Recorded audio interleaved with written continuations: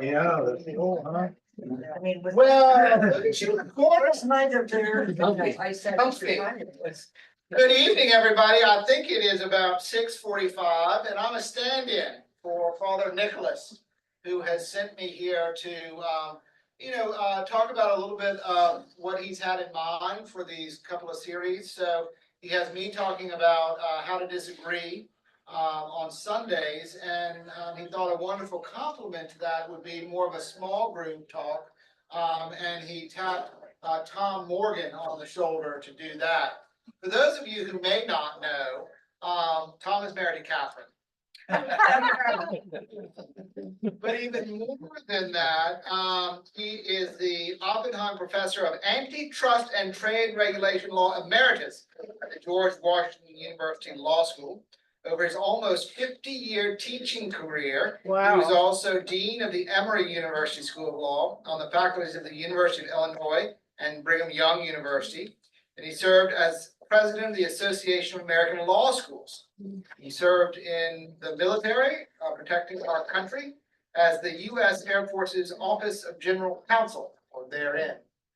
In addition to his lawyerly work on antitrust stuff, one of his great, I would say, claim to fame, it is a claim to fame, is that he is an expert on legal ethics. And he has written a textbook that's been used in probably most, if not all, of the law schools around the country, except in Louisiana, maybe. He also has written a book, The Vanishing American Lawyer, that was published by Oxford University Press. He was also one of the authors of the American Law Institute's Restatement of the Law Third, the law governing lawyers and the American Bar Association's revisions to its model rules of professional conduct, taking out the legal jargon.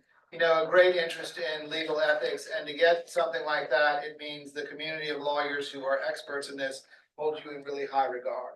So it is a privilege to have a wonderful teacher and leader in Tom Morgan. Take us away. Thank you. We never ever learn those things. We're not. It's always nice to have someone else say nice things about you, so you don't have to do it yourself. Right. Maybe Zoom, because several people. I think it's being Zoomed, if I got it right. Okay, and we don't have to let them in, like happened the other night. Tom can start talking, and I'll look and see what's happening. Okay. Okay, thank you very much, Father Edward, and thank you all for coming tonight. This is an effort that Father Nicholas put together to have two programs, more or less at the same time in this early season period of the church year. And the question was how to make the two work together and not simply be copies of one another. Originally, one of the ideas was that Father Edward would have his sessions on Sunday, and this session would be for people to say what they liked or didn't like about the session. But it didn't seem to me that that was a particularly useful way to add to the excellent Sunday presentations. So what we're doing is trying to talk about many of the same issues, not all the same, and not exactly the same, but talk about many of the same issues, perhaps using some different language. If you think that we are opposed and not saying the same basic things. Tom wins. No, I hope that you'll let us know. That's a part of the discussion, but there's no intention of making these two classes the yin and the yang of the subject. We're simply trying to enrich the discussion of the field. The book that's the basis for the Sunday book is the John Inazu book, Learning to Disagree. The one reason that I thought it was relevant that Father Edward talked about the Air Force General Counsel's office was John Inazu also served in the Air Force General Counsel's office, although about 20 or 25 years later. David Brooks is the author of the book that is central to what I'm going to be trying to contribute or add to the discussion. David Brooks, as most of you know, is a New York Times columnist and regular contributor to the PBS NewsHour. He was born and raised in the Jewish faith, but lately I think he has become a Christian. I know his wife's a Christian, and whether he is formally or informally, he has been preached at the National Cathedral in Washington. So he's very familiar with the Christian understanding of these issues and very supportive of it. In addition, I'm going to be referring from time to time to a book called Crucial Conversations, which Brooks refers to, but which is written primarily for business schools rather than churches. But it's very useful. Business schools or business people have difficult conversations as well. So it's a very helpful source for how to think about thinking in a kind of systematic and repeatable way about how we approach these difficult questions. There are three other introductory points that I want to make before we get to the substance. First is the question of what kinds of conversations, which conversations are we really talking about?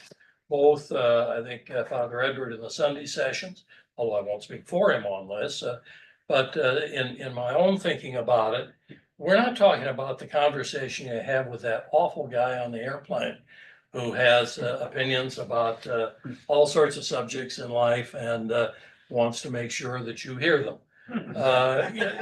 We're not saying that you have to really those are fleeting occasions. It's wonderful if you can have a constructive conversation in that setting, but that's not what we're talking about. We're talking about conversations between people who have a fairly long-term relationship or expect that they may have a fairly long-term relationship. And frequently, people, at least one of whom has some fiduciary duties to the other. Fiduciary, and for those of you who don't know, and I expect most of you do, a fiduciary is somebody who has an obligation to put the other person's interest first, or at least ahead of his own, and to work for the other person's benefit. And there are a number of such people in our lives. They include our spouse, they include our children and grandchildren. It was interesting to me, I believe I'm correct, that the first question asked of Father Edward on the first session was, how do I talk to my grandchildren? And that is a legitimate part of this issue. And I think that what we talk about tonight may be helpful in that regard. But it also includes conversations with current or former friends who perhaps the friendship has weakened somewhat, but they're people that are meaningful to you, mean a lot to you, and you mean a lot to them, hopefully. It also includes fellow members of the church who get together. We may not have extensive dealings outside the church setting with everybody, but it is a group to whom we all owe and share our concerns. We care about the welfare and the happiness and success of each of us. And now and then we have differences. So the issue of how we deal with them is or can be a significant one. Second, I will try to use what I guess as a law teacher I would have called a modified Socratic method. That is, I will tend to call on you or call for you to participate in the class.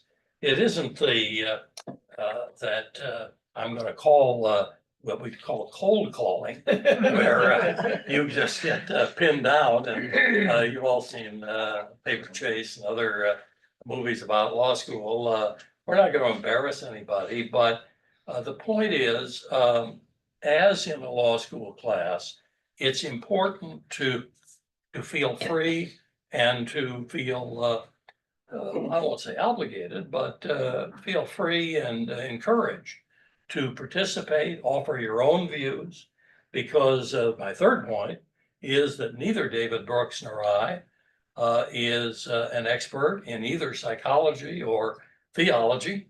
Your subjects that we read about, that we think about, but they are topics on which you may well have as good or much better insights than I do.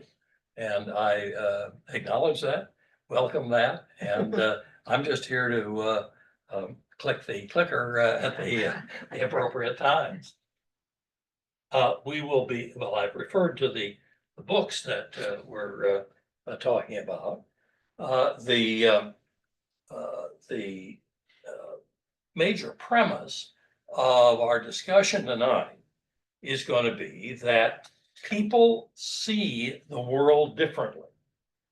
I start here because I think that part of the problem, part of the anxiety many of us feel about the political debates we hear, and many of the concerns we have about whether the country's on the right road or the wrong road and so on, are the result of the fact that we don't all see everything exactly the same way.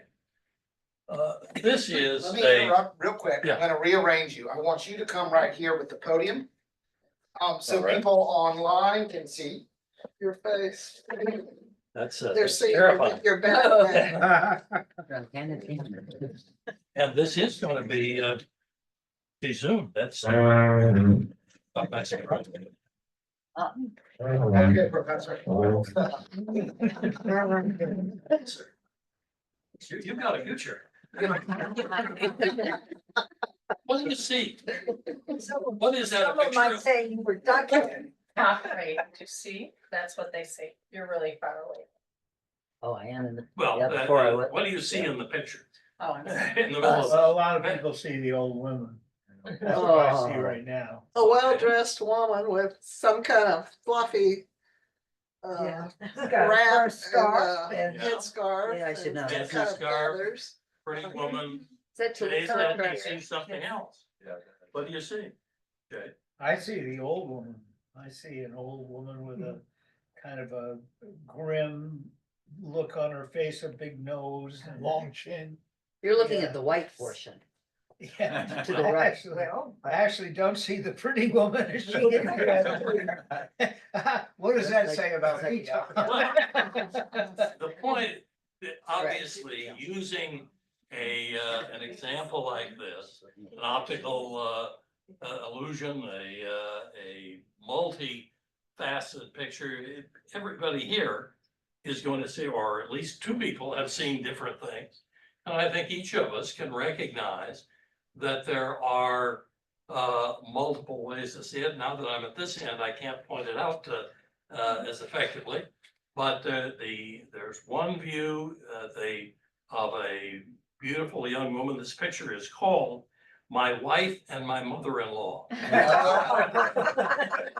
Presumably, the wife is the pretty one in this artist's idea. Yes. when I very first saw it, before I looked at it, I almost thought it was a bird. I almost thought that was a beak. You know, I saw that this afternoon. Oh, Yeah, so there's at least a third view that this is kind of a bird with, it's not as perhaps as intentionally that, but you can see a lot of different things in that picture. And this is a trivial way to start, but my object was to try to get you talking. Mhm. And to try to get people recognizing that there are multiple ways to see a given situation or a given picture. My question would be, why did the artist choose to portray her not looking at us, that to see the side or back of her? Because there's so much you don't know about her unless you're looking at her face and her eyes. Yes, I think that's right, and but that may be part of it. That is, he wants you to put things in the picture. Speculate, to speculate. That part of what's going on is you are imagining more about this person and what you think she's wearing, what's on her head and so on, or on her back, if back of her head, if it's I guess it's back of the head for both of them. But the point is, it's a picture designed to fool you or designed to confuse you. And for our purposes tonight, it's simply to say that the focus of the Brooks book is to use the word see for the word empathy that Father Edward and Professor Inazu have both used. I think the word empathy is right, and Brooks uses the word empathy later. But his idea of empathy is that you need to use empathy because you're dealing in a world in which thousands, millions, 8 billion people each see the world somewhat differently. And if you imagine people as having this kind of individual quality, then you're more likely to think it important to be empathetic, to understand what it is that they do see, and what it is what difference it is that makes. Well, a first question, and indeed one I had when I was reading the Brooks book, was how can it be that we really see the world different? Isn't there an objective reality in life? That table is a table and it looks like it looks. And that's the suggestion would be that unless we're either wrong or not paying attention, those of us who don't see it the way somebody else sees it are simply wrong. The argument that is being made, I'm trying to affirm, although I admit it's Brooks' argument, is not that there is no objective reality, but that our eyes and ears are not video cameras that capture reality the way everyone else would capture it. We see and hear using our very limited physical gifts, and they are conditioned by the people we've met and the lives we've led. There's a wonderful a YouTube video, or a video you can watch on YouTube, that is the product of a research experiment done at the University of Illinois, where I began my teaching career, so I was intrigued by it. And it is one that is so popular and so has been so significant that if there were a Nobel Prize in psychology, it probably would have won it. What happens is 6 teenagers come out with 2 basketballs. 3 of them are dressed in white, and 3 of them are dressed in black. Has anybody seen this video? Oh, yeah. Oh, yeah, everybody knows it. Okay. Okay, well, good. Now, some of you haven't. Some of you have seen it, and some of you the object, what you're told you're to do, is to count the number of times the kids in the white shirts bounce the ball to each other, and ignore the number of times that the kids in the black shirts bounce the ball to each other. Most people get about, get very close to a correct counting. But 50%, up to 50% of groups that have not seen this exercise fail to see that in the middle of the video, a guy comes out in a gorilla suit Oh, and he pounds his chest and walks off, and half the people never saw that happen. wow. And almost nobody sees that the curtain changes and all sorts of other things. One of the groups, the kids in the black group, black shirt group, do not walks away and so forth. Lots of things change. But the point of this experiment, and they've done it hundreds of times, is that we see what we focus on. We see what we expect to be important. And therefore, we can miss some of the things, many of the things that we didn't know were going to happen, or that we didn't think would be important. Can you think of any, does this make sense to anybody? Are we on the right track? Any comments or things to offer? 50% actually didn't. Yeah, up to 50%, yeah. Now, I'm sure there were some cases where it was a third and so forth, but it was a lot of people, because they were told this exercise was to count the ball bounced by the group with white shirts. As I've thought about this, it seems to me it's inevitable that we think differently, that we see different things, understand different things. I think of going to the church's concert series, or how we feel after the Evensong programs each week. I love those programs, but then I talk to some people who really understand music, and they make me realize that I probably missed a third of what was going on. That is, if you really understand what it takes to make the music and what's happening, you underestimate, you fail to appreciate just how good it really was. Furthermore, we all like the beach. When you talk to somebody who really understands what's going on with water quality and why we don't see many dolphins anymore, and why things seem to be changing, you realize there are people who see and understand much more than most of us who used to think we were pretty smart, see and understand. And when we get together in this or other settings, we realize that we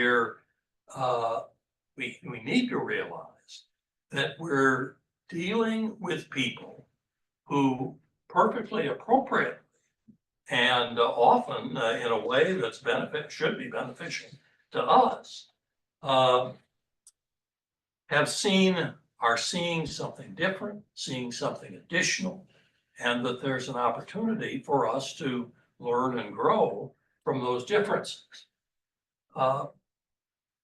Two examples may be helpful to translate some of this sort of superficial stuff to issues of political and social importance that that really triggered the concerns about the current campaign, and concerns about our just general reaction to what may be going on or is going on. In 1952, 3 years before Brown against the Board of Education, Ralph Ellison spoke about these issues. He said, "I am invisible, understand, simply because people refuse to see me. It is as though I've been surrounded by mirrors of hard, distorting glass. When they approach me, they see only my surroundings, themselves, or figments of their imagination. Indeed, everything and anything except me." Ellison goes on that when this is your reality, you ache with the need to convince yourself that you exist in the real world, and you strike out with your fists. You curse and you swear to make them recognize you. And alas, it's seldom successful. That's almost 75 years ago now.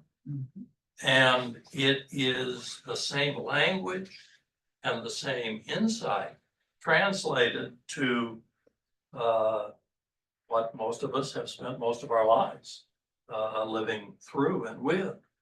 But in an even more dramatic passage, David Brooks quotes somebody who was who participated in the Rwandan genocide, and later at I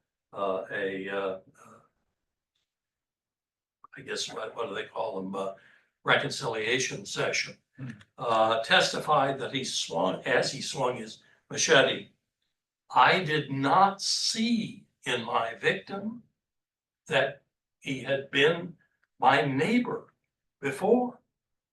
His features were similar to those of the person I knew, but nothing firmly reminded me that I had lived beside him for a long time." The point is not to defend this man, but to say that the man literally had reached a point in his life when he could not accurately see his victim and internalize what was happening. So this idea of our ability to see or our inability to see is, I think, a useful addition to our discussion. Brooks describes the overall point this way: a person is a point of view. Every person you meet is a creative artist who takes the events of life and over time creates a very personal way of seeing the world. The creative consciousness that makes you, you, integrates your memories, loves, fears, desires, and goals into your own distinct way of seeing. People don't see the world with their eyes. They see it with their entire life. Does anybody else find this a useful way of thinking about these issues? Remember what triggered, I think, these two programs, and the reason I'm starting here is a sense that we are in a period of time when the differences among us are kind of scary. They cause us to be worried about our own perceptions and the perceptions of others. And the point we're trying to make is that this is real, but it's not new. And this idea of what you see and what you can see is or can be a useful one in talking about this. I'll skip over a little of this. Today, if we're paying any attention at all, we hear all kinds of points of view about what constitutes right conduct being asserted. And many of us find some of the views preposterous or dangerous. Sometimes the views are even expressed violently. And conversations where we can assume basic fundamental values can seem to be hard to find. Nothing that I have said or that I'm going to be saying and encouraging you to participate in over the next sessions is meant to suggest that the substance of your fundamental values is wrong. It's to say that for all kinds of reasons, many of which we don't know, most of the people with whom we deal have an equally sincere belief that they are right. They see the world differently. So the challenge in what we're doing here, what Father Edward's doing on Sunday, and what I'll be doing over the next 3 weeks, is try to sort out how we come into these situations, how we meet with, talk with people who see the world differently than we do, and how we recognize the sources of some of their concerns. I had one other example. This is, most of you remember Dick Tracy, the popular comic strip years ago, and he had what I dreamed of having.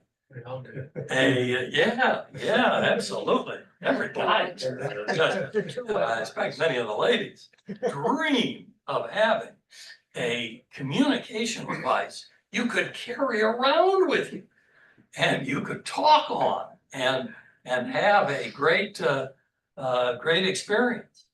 Now, nobody thought, however, that Chester Gould, a guy from Pawnee, Oklahoma, nothing wrong with that, but not exactly where you look for somebody with an insight into the future of physics. But to our grandchildren, there's never been a world without this radio.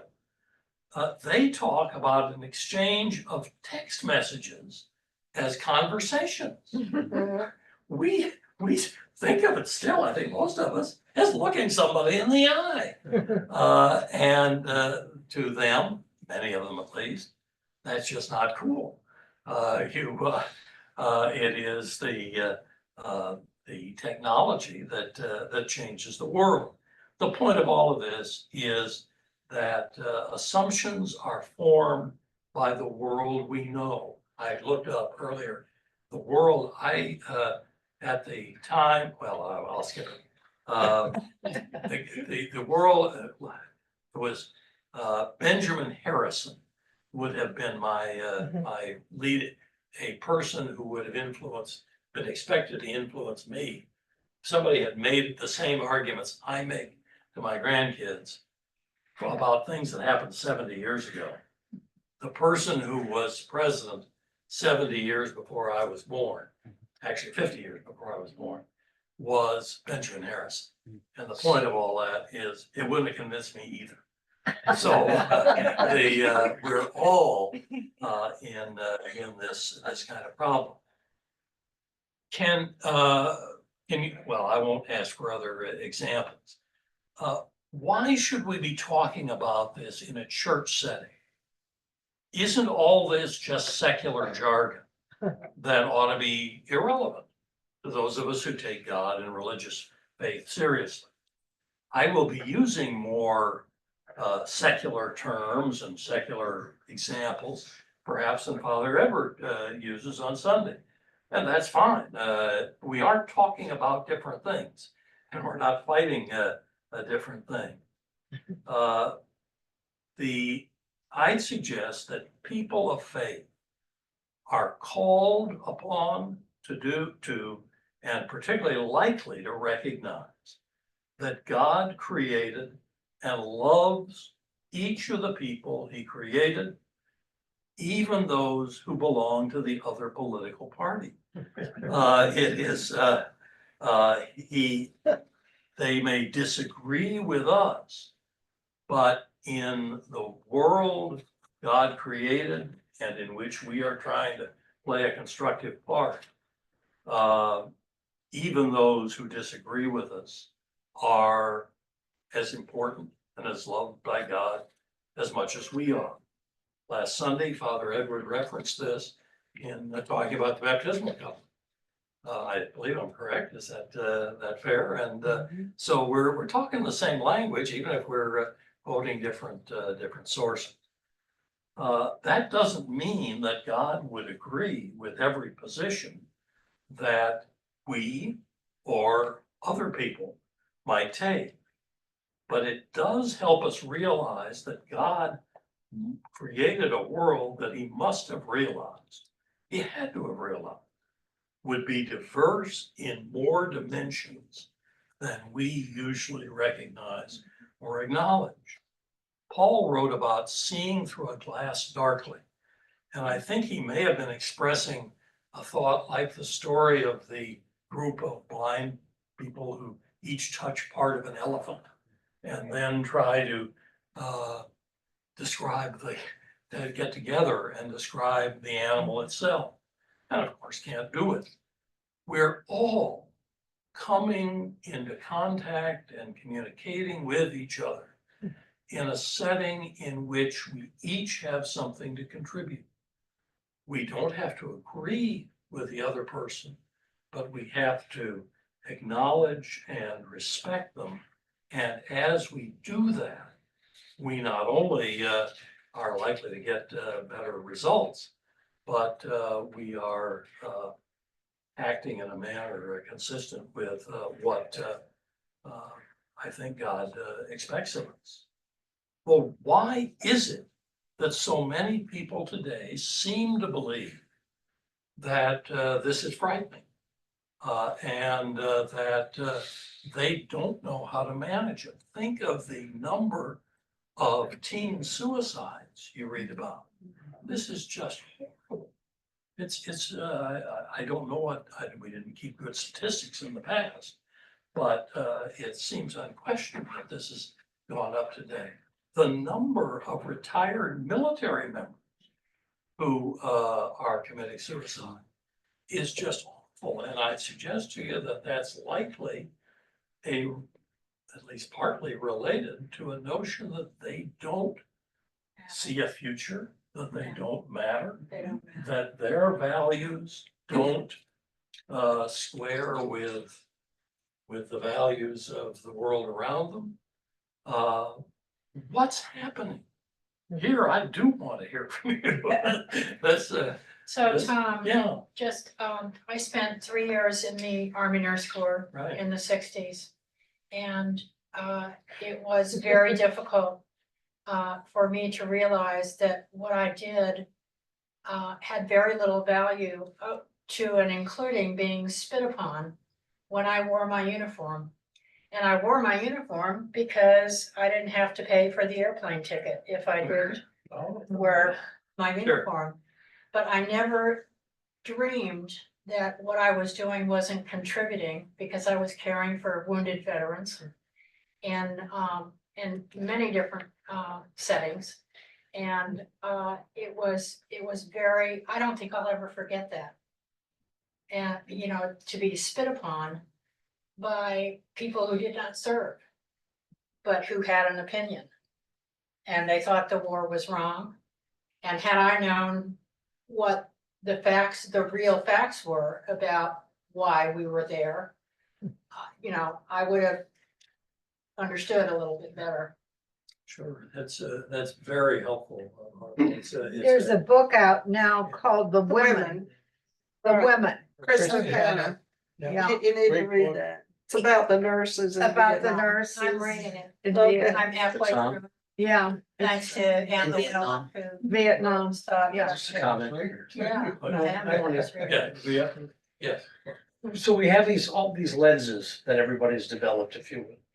And they polarized us in many ways. What's the process to try and reconcile or bridge the gap between this? Is there any, or? Well, My mother told me that, you know, you can agree to disagree and still maintain friendships. And I'll never forget that because I have friends who are not in the same political party, who, most of them who married and had kids, and I never did. And, you know, when you meet somebody new as a woman, you know, they always tell their birth stories. You know, how many kids they had and, you know, what experience that they had. And I never had that experience, so I noticed that when I was meeting someone new, should I tell them that I never married? You know, will that affect my ability to, you know, form a friendship because I didn't have the same experience that women were expected to have? And it was a choice that I made. And I don't think God thinks I'm a bad person because I never married and had kids. no, but you have really responded to it particularly well and in a way will be encouraging throughout these 4 weeks. And that is to use the occasions of dealing with people with whom you thought you disagreed as occasions to learn, occasions to recognize the richness of this world. Can you imagine what it must have been like to live in a society in which you never got out of sight of that mountain and that river? I mean, you lived in one place and dealt with one group of people your whole life. We can deal with the insights of thousands, millions of people in various forms. And that is an opportunity as well as a problem. I am not doubting or criticizing people who are anxious about the current world. It is difficult to go through a period of time when most of us were, I grew up in Peoria, Illinois, and never expected to get across the river. It was a nice place, but now we've got all sorts of other opportunities. And that is going to be the subject. The question of how we do that, how we think about doing it, how we get more systematic about it, that will be occupying us for the next 3 weeks. I don't know, I don't think we can really have time to go into what social media may have done here. An environment in which there's almost no penalty for lying, as best I can tell. It's No a regulation. place, well, it's not only not regulated, there's not even the people who are on it don't seem to care that what they're getting is, what was the effect of COVID on all this? When kids didn't talk to each other, the only way they could communicate was by their phone over that period of 3 years. It was really key 3 years in the lives of many of them. What is AI going to do with this? If you think it's bad in 2024, I'd Just suggest wait. you have by 2034. The things that worry you are going to continue to be with us because of the challenge of reconciling and understanding the incredible diversity. And I don't view that word as a negative. That's a positive idea, the diversity, the number of ideas, the number of experiences. These are all things that hopefully we can come to see as gifts from God and not exclusively as problems. Now, if this were a real law school class, I would send you out with that kind of angst and anxiety and make you figure Edward knows all about it. The object of the law professor is to make you figure out what we've been talking about and what we'll be talking about going forward. But I'm going to tell you or give you a little sense of the next 3 weeks. Our authors, this is an overview, our authors suggest there are at least 3 dimensions to any significant conversation with another person, whether or not disagreements involved. First, the substantive subject you're talking about, the question that you think you're talking about. That's what we think the conversation's about. Second, however, are emotions connected to the subject or to your experience with the subject, your history with the subject, that may impair your or the other person's ability to get to the substance. And third, the personal relationship between the parties to the conversation. That's the way they describe it. What we're going to do is take those in reverse order. We're going to start next week by talking about development and reinforcement of the relationship between the parties to a difficult conversation or any conversation. Trying to use those conversations as a way to enhance the relationship altogether. Second, in the second week, we'll talk about the emotions that can get in the way of the conversation, and then a relatively systematic way of trying to think through how you conduct or develop the conversation together. And finally, I hope in the time we have left, we'll talk about these techniques, not just in the context of difficult conversations, but how they can support the relationships among members of the church or people who visit the church, conversations with others, wherever we find them, that can enhance and benefit the individuals involved. Father Ed, would you close with the prayer? Absolutely. The Lord be with you. Let us pray. Gracious God, we pray that you would send your Holy Spirit to be among us, to guide us into greater wisdom, into greater listening, greater understanding. That as we think and experience the time ahead, these next 3 weeks, you might be a very real presence to guide us and help us learn how we might see others more deeply. These prayers we offer through Jesus Christ our Lord. Amen.